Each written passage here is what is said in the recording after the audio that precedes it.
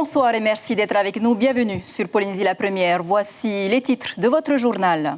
Le port du masque et la distanciation physique sont désormais obligatoires dans les lieux fermés recevant du public. La décision du Conseil des ministres est tombée cet après-midi en vue évidemment de l'ouverture de nos frontières. Le premier vol Air France est d'ailleurs arrivé ce matin avec 237 passagers étrangers à son bord.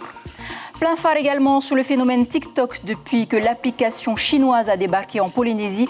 Elle fait fureur auprès des collégiens, mais pas seulement. Vous allez le voir dans un instant. Enfin, découvrez en fin de ce journal les festivités du mois de juillet organisées à Uapo. Elles ont débuté avec des concours de pêche et des manifestations artisanales. Un événement très attendu par la population de l'île.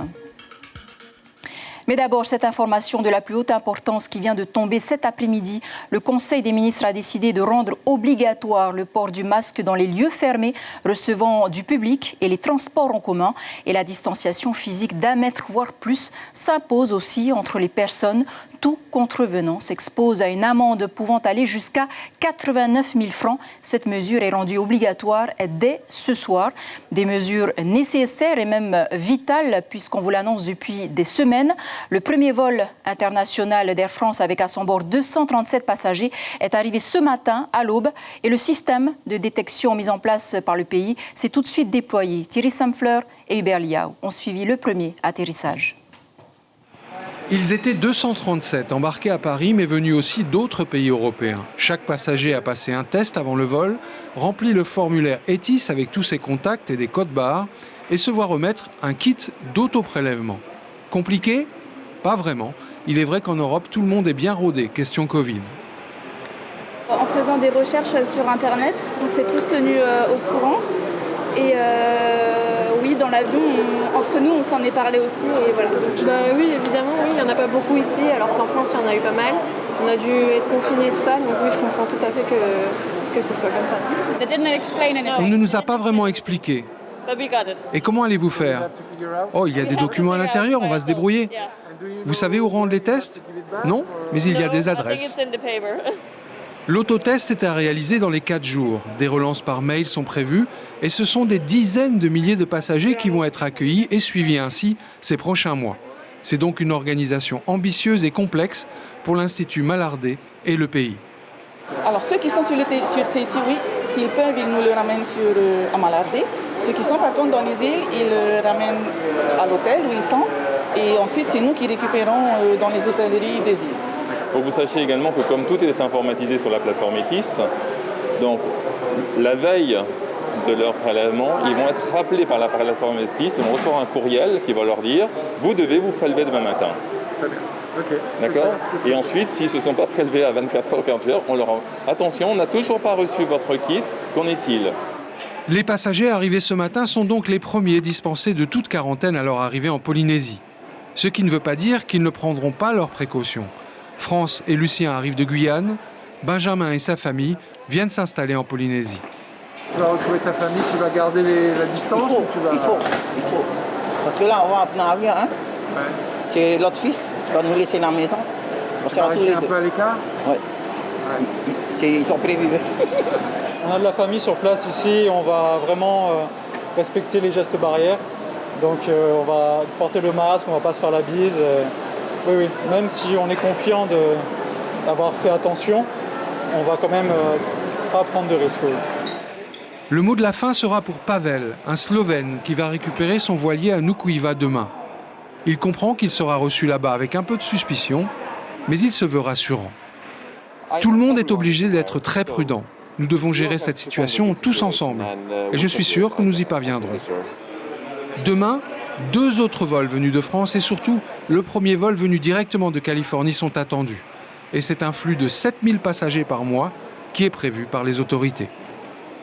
Égard aux fausses déclarations de tests Covid, un résident polynésien revenu par le vol commercial du 4 juillet fait l'objet de poursuites pénales pour avoir falsifié son test Covid avant de revenir. C'est une information de nos confrères de Tahiti Info.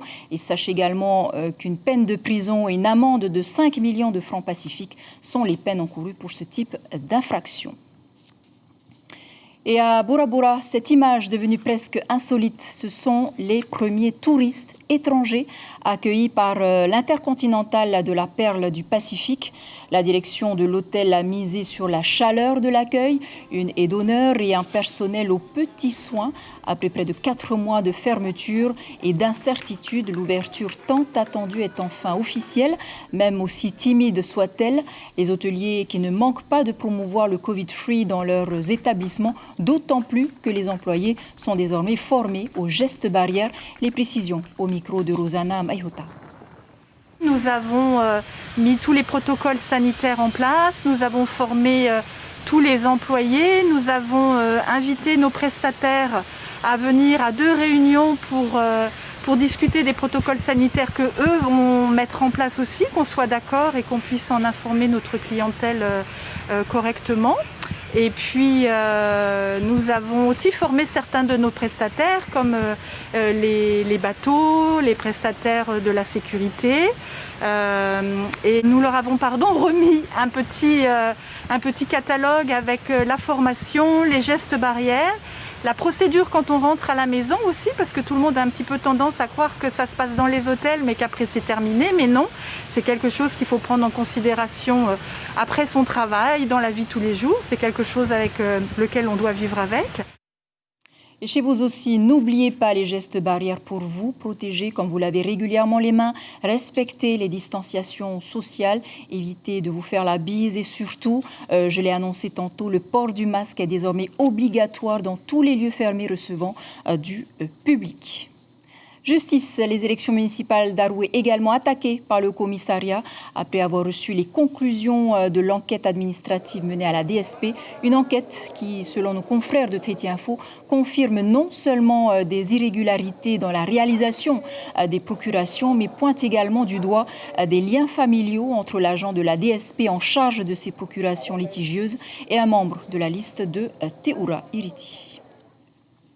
Au chapitre social maintenant, une grève de 24 heures menée par le syndicat Tiaïmoa est en cours à l'OPH ce mercredi 15 juillet. Au cœur des préoccupations des salariés, l'OPH prévoit 31 recrutements dans les mois qui viennent. Une nécessité selon la direction car elles doivent lui permettre d'assurer ses missions. Les syndicats s'inquiètent toutefois que ces nouvelles embauches génèrent des licenciements en cas de crise économique. Ils réclament donc le gel de ces recrutements. La direction assure que ces inquiétudes sont infondées. Les explications au micro de Hiro Terurotua. Notre budget du 2020 prévoit 31 embauches à l'OPH et donc le personnel s'inquiète justement de la pérennité de nos emplois et donc on fait un mouvement de 24 heures aujourd'hui après que les négociations aient échoué. Justement on avait demandé à suspendre ces embauches parce qu'il y a une réorganisation en cours et on voulait suspendre les embauches en attendant cette réorganisation. Aujourd'hui, on est plus d'une quarantaine à faire la grève, mais par contre on est soutenu par le personnel, on n'a pas voulu bloquer l'institution complètement, c'est pour ça que c'est une grève de 24 heures. Voilà pour clore ce chapitre social. On vous en parlait hier soir, le phénomène TikTok qui a explosé avec le confinement, soit à 2 milliards de téléchargements. L'application très prisée par les collégiens une fois sur smartphone permet de réaliser des playbacks plus fun les uns que les autres et de les partager ensuite à ses amis. Une application à la mode au Fénois qui soulève déjà des doutes quant à son utilisation. Jules Bourga et Patita Savia. Plus de 1000 personnes. Bora Bora a fait le buzz ce week-end grâce à l'application TikTok et il n'y a pas d'âge. Avant 10 ans, les enfants savent déjà imiter leurs idoles, les fameux influenceurs, et réaliser des vidéos. Les plus âgés, eux, apprécient aussi de créer des vidéos pour le fun, sans trop se prendre la tête. Ce qui me plaît sur TikTok, c'est le fait qu'on puisse s'amuser sans pour autant se préoccuper du jugement des autres et ainsi être soi-même et commencer à s'aimer. Et les formats de vidéos sont autant diversifiés qu'originaux. Chorégraphie de danse, humour, challenge, tutoriel, tour de magie ou encore vidéos pour parler de ses complexes physiques, les créateurs de vidéos se spécialisent dans leur domaine de prédilection. Ce phénomène de mode n'échappe pas à l'œil des médias. Sur les écrans, de nombreux talents sont suivis en masse et les jeunes du Fénois approuvent et adhèrent au concept. TikTok, c'est l'application qui monte en puissance en ce moment sur le Fénois. On ne pouvait pas ne rien faire avec ça, avec TikTok. Tous les jeunes sont dessus depuis, pour la plupart, je pense, depuis le confinement, tout le monde s'y est mis. On voit des vidéos circuler sur l'application elle-même, mais également sur les réseaux, sur Facebook. Donc, nous, Polynésie la Première, en radio, surtout, on ne pouvait pas ne rien faire. Il fallait qu'on fasse quelque chose avec ces jeunes. TikTok s'est emparé du monde. Cette vidéo d'un médecin américain a fait des millions de fois le tour de la planète. Le confinement a accéléré le phénomène. En Chine, le pays de sa création, l'application dévore le quotidien des jeunes et l'addiction est une menace. Il y a une douzaine d'expériences d'imagerie cérébrale qui montrent que le cortex frontal rétrécit si vous passez trop de temps devant les écrans. Un cortex frontal rétréci et moins de matière grise devient plus impulsive, a un comportement plus sujet aux addictions, plus agressive. Elle ne prend pas de bonnes décisions. Ses capacités aux enchaînements logiques sont altérées. L'abus est mauvais, mais pas d'inquiétude. TikTok, cet endroit pour s'évader et rigoler, fait appel à la créativité et l'ouverture d'esprit. Partager un court moment fun et divertissant, c'est la philosophie. Attention tout de même à l'hypersexualisation qui peut attirer des prédateurs sexuels. Les concepteurs de TikTok ont d'ailleurs lancé un contrôle parental et interdit certains mots ou comportements à la publication. Un mot de sport maintenant dans ce journal, direction Hivaoa où s'est tenue la première compétition de surf en Polynésie depuis le confinement. Une compétition organisée par la Kaohanui Surf Club sous l'égide de la Fédération tahitienne de surf. Plus de 30 participants sont venus de Hivaoa, mais aussi de Fatu Hiva pour prendre part à ce challenge en open surf, longboard et bodyboard. Avec une houle d'1,50 m à 2 mètres, eh bien, les conditions étaient idéales pour les compétiteurs qui ont enchaîné des séries de 20 minutes avec de belles performances. Les précisions au micro de Sylvain Lamiral. Nous avons la chance d'avoir une équipe de Fatu Hiva qui est arrivée hier et qui repart demain, avec notamment 2 bodyboarders, une bodyboardeuse, Andine, et 2 surfeurs. Donc une délégation de Fatu Hiva, je pense, qui va créer des surprises aujourd'hui. Et nous avons le support de la Fédération tahitienne de surf, avec Philippe Climat qui est arrivé pour préparer cette compétition il y a déjà une semaine. Et donc des conditions qui, nous l'espérons, nous augurent des conditions magnifiques aujourd'hui. On reste aux Marquises et on se permet donc une halte à Uapo où les festivités culturelles du mois de juillet battent leur plein, à commencer par des décorations de chars pour le 14 juillet ou encore des concours de pêche. Vous allez le voir, on sent l'effervescence au sein de la population de l'île sur place Lionel Tehamoana. Les festivités du mois de juillet à Uapo sont synonymes d'événements, comme dans la vallée de Hakatao, où un concours de pêche a été organisé. Après 5 heures d'efforts, ce ne sont pas moins de 200 kilos de poissons de fond qui ont été pêchés par les participants. Et ce matin, on est parti à la pêche, on est parti au large, là-bas. Et tout le monde a eu plein de poissons. Comme vous voyez, il y a plein. Les autres, on a vendu. Et la mer a été agitée aujourd'hui. Mais on a quand même eu des beaux poissons.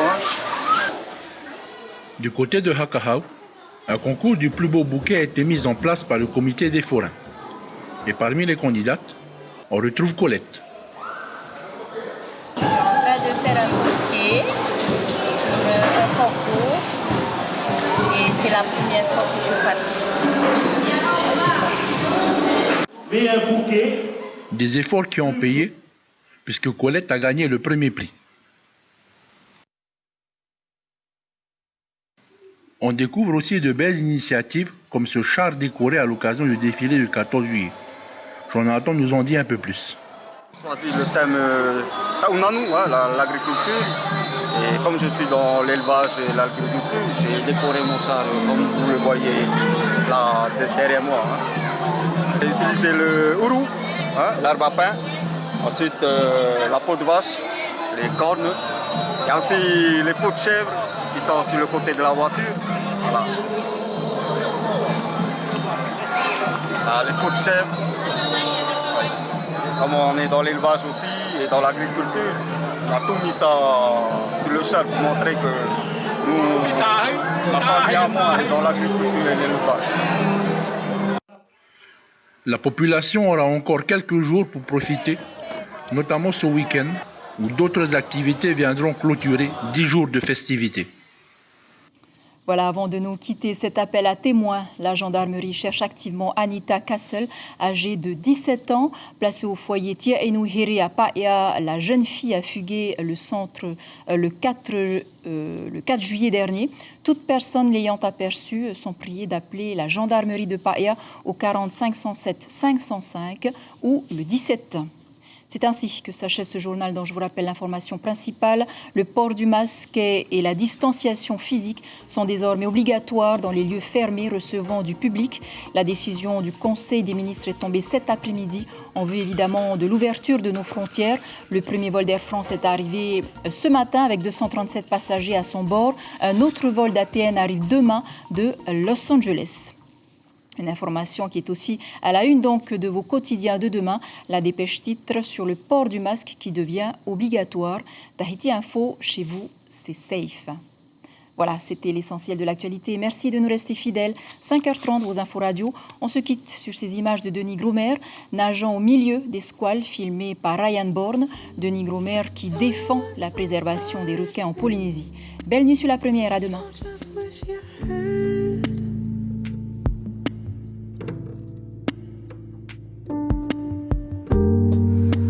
Push me down, baby. Don't you need me this way? I wanna be. Retrouvez notre journal en replay sur notre site internet.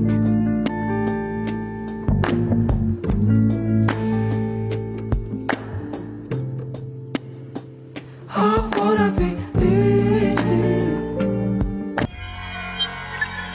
Retrouvez ce programme en replay sur notre site internet.